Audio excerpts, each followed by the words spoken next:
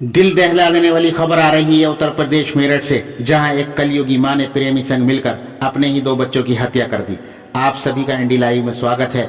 Channel को like करें, share करें, सब्सक्राइब करें और बेल आइकन का बटन दबाना ना भूलें, जिससे कि सबसे पहले आपको खबर मिलती रहे।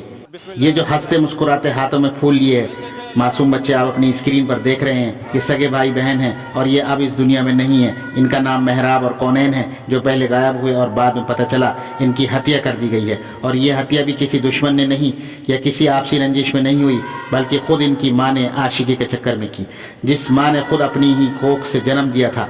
शायद आप भी ये सुनकर हैरान हो गए होंगे कि कैसे एक माँ इतने मासूम बच्चे और प्यारे बच्चों का कत्ल कर सकती है। तस्वीरों में नजर आ रहे इन मासूम बच्चों की गलती सिर्फ इतनी थी कि अपनी माँ की आशिकी में रोड़ा बन रहे थे।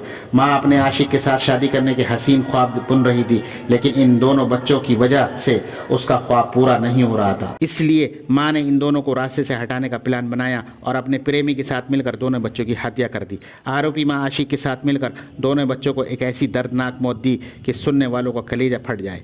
आरोपी माँ ने पहले अपने दोनों बच्चों के हाथ पैर बांधकर पहले अब उन्हें बेड के बॉक्स में बंद कर दिया और फिर हालत बिगड़ने पर फिर उन्हें बाहर निकाला। दोनों बच्चे बेहोशी की हालत में थे। माँ ने पहले पूरी तरह से पीटा और फिर नशे का इंजेक्शन लगा दिया और फिर गला दबाकर मार डाला। और फिर प्रेमी ने अपनी कार में दोनों बच्चों को डाला और 25 किलोमीटर दूर गंग नहर में फेंक दिया। फिर माँ ने बच्चों के लापता होने की झूठी कहानी भी सुना दी और अपने पति के साथ जाकर थाने में झूठी खबर दर्ज कराई।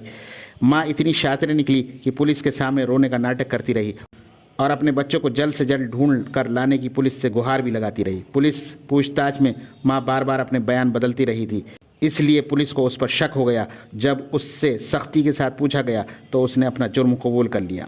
आरोपी महिला का नाम निशा खैर है और पति शाहिद बेग एक जूता फैक्ट्री में काम करता है। निशा बुधवार शाम घर में अकेली थी। उसने ट्यूशन टीचर सलमान को घर आने के लिए मना कर दिया। 10 साल का बच्चा मेहराब सेंट जॉन्स स्कूल के 3rd क्लास में और 6 साल की बेटी कौनैन 2nd क्लास में पढ़ती थी।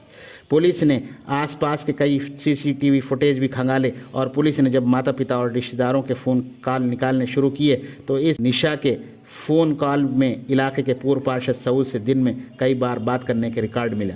सऊद के पिता कोर्ट में पेशकार थे और एक लौता बेटा था। काफ़ी धन दौलत थी। 4 साल पहले अपनी पत्नी को छोड़ दिया था। निशा को धन दौलत चाहिए थी और उसका प्यार भी, इसलिए धीरे धीरे नज़दीक आते चले गए। निशा के पति जूता फैक्ट्री में जाने और बच्चों के स्कूल जाने के बाद सऊद निशा से मिलने उसके घर आता था। मोहल्ले के 2 लड़के भी इसमें शामिल थे जो सऊद से पैसे लेते थे।